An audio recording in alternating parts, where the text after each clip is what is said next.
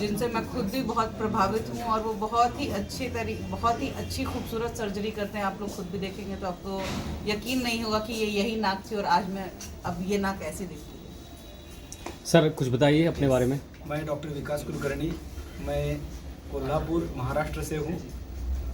छोटे से गांव में प्रैक्टिस करता हूँ, लेकिन ईएनटी ये मेरा पैशन था। और नाक की जो सर्जरी होती है नाक की हड्डी की, तो इसमें एक संभावना रहती है कि नाक की हड्डी फिर बढ़ती है क्या। लोग हमेशा पूछते हैं नाक की हड्डी फिर बढ़ती है क्या ऑपरेशन के बाद, लेकिन होता क्या है, नाक की हड्डी फिर से कभी भी नहीं बढ़ती है अगर उसके सही तरीके से ठीक किया जाए तो सही तरीका क्या है? नाक की हड्डी का टेढ़ा है तो उसको सीधा करने का सही तरीका है नाक की प्लास्टिक सर्जरी, राइनोप्लास्टी। तो ये सीखने के लिए मैं 2011 में जर्मनी गया था। वहाँ 1.5 महीना 6 वीक्स मैं वहाँ रुका।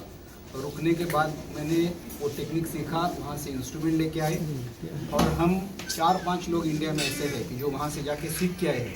इंडिया का पॉपुलेशन बहुत बड़ा है, लोगों की ज़रूरत है और हम ये काम कर रहे हैं कि हम अकेले तो इतने लोगों को सर्विस नहीं दे सकते, तो ज़्यादा से ज़्यादा लोग सीखे, ज़्यादा से ज़्यादा लोग पढ़े और ज़्यादा से ज़्यादा लोगों को इसका फ़ायदा हो, इसीलिए हम ये वर्कशॉप करते हैं। और जब मैं डॉक्टर अश्विनी सर से और डॉक्टर अचला से मिला, उन्होंने मेरा देखा तो उन्होंने मुझे ये न्योता दिया कि आप आके हमारे बिहार में पटना में आके लोगों को पढ़ाइए, सिखाइए, लोगों का भी फ़ायदा हो जाएगा, हम भी सीखेंगे और उसके बाद हम भी यहाँ से करना चालू करेंगे।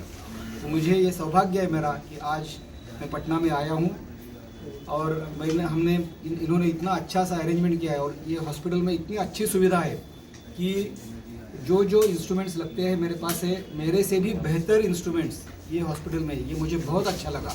जो मेरा असिस्टेंट है वो मुझे पूछ रहा था कि सर हम इंस्ट्रूमेंट का क्या करेंगे, कैसे कैरी करेंगे। मैं बोला आप चिंता मत करो, अश्विनी सर के पास अचला वर्मा मैडम के साथ जो सुविधा है वो हमसे भी बेहतर है, तो खाली अपने को जाके उनको सिखाना है और उनको ट्रेनिंग देना है।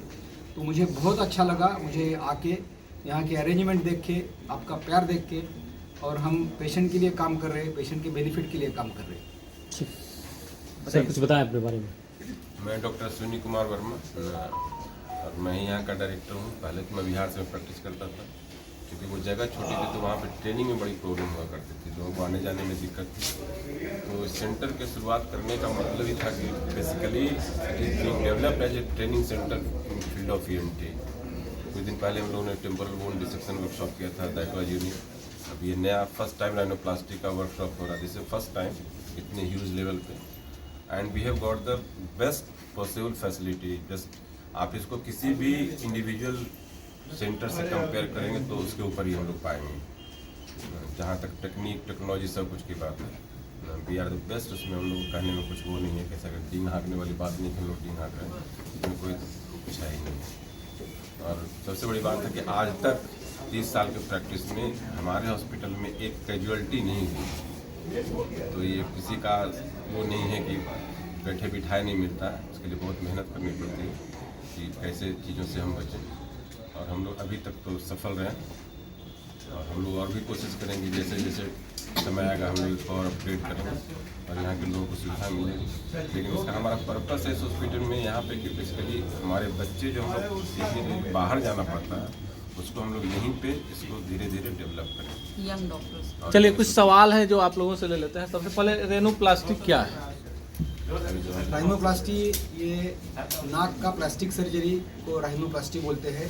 और मतलब आपकी नाक अगर टेढ़ी है, सांस लेने में दिक्कत है, या आपकी नाक छोटी है, आपको इन्फीरियरिटी कॉम्प्लेक्स है, या दोनों भी हो सकता है, नाक टेढ़ी भी है छोटी भी है, और नाक दिखने में अच्छी नहीं है, और जो नाक दिखने में अच्छी नहीं होती वो नाक काम भी अच्छी नहीं करती। नाक का काम है सांस लेना। नाक एक एयर कंडीशनर की तरह है, तो अगर आप अच्छे से सांस नहीं ले पाते हो तो आपका कॉन्फिडेंस भी कम होता है, आपको दिक्कत आती है, बोलने में दिक्कत आती है। और होता क्या है, अगर नाक के ऑपरेशन हर तरह से किया जा सकता है, लेकिन अगर ये टेक्निक से किया, राइनोप्लास्टी से किया, तो आप पूरा नाक उसका अच्छे से ठीक कर सकते हो, दिखने में भी और सांस लेने में भी। तो ये टेक्निक से आप 2 गोल अचीव करते हो। आप नाक दिखने में भी अच्छा होता है और नाक का जो मेन फंक्शन है, प्राइमरी फंक्शन है सांस लेना, सांस लेने में भी आप नाक को अच्छे तरह से कर सकते हो। अच्छा, इसमें क्या कुछ रेनोप्लास्टी कैसे किया जाता है? राइनोप्लास्टी ये सर्जरी है और सर्जरी के लिए बहुत मामूली सा इतना ये जगह पे मतलब 5 mm का इतना छोटा सा टाका लगता है।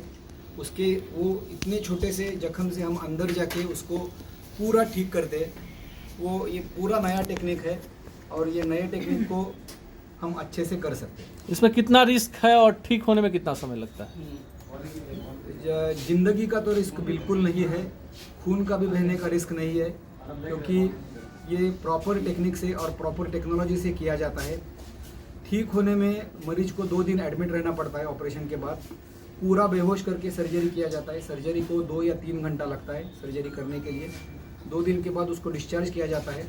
7वें दिन उसको नाक को प्लास्टर रहता है, क्योंकि वो हिले ना, इसीलिए जो किया है वो है वो 7वें दिन प्लास्टर निकाला जाता है। और प्लास्टर निकालने के बाद ही पेशेंट को तुरंत महसूस होता है कि उसका नाक दिखने में अच्छा हो गया है।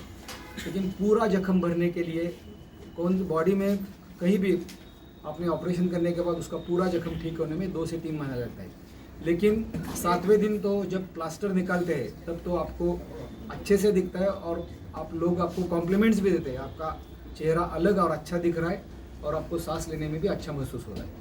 तो यही सवाल भी है कि अगर सांस लेने में दिक्कत हो रही है तो क्या रेनोप्लास्टी इसके लिए इसको सही कर सकता है? यही सही तरीका है जी, यही एकमात्र सही तरीका है।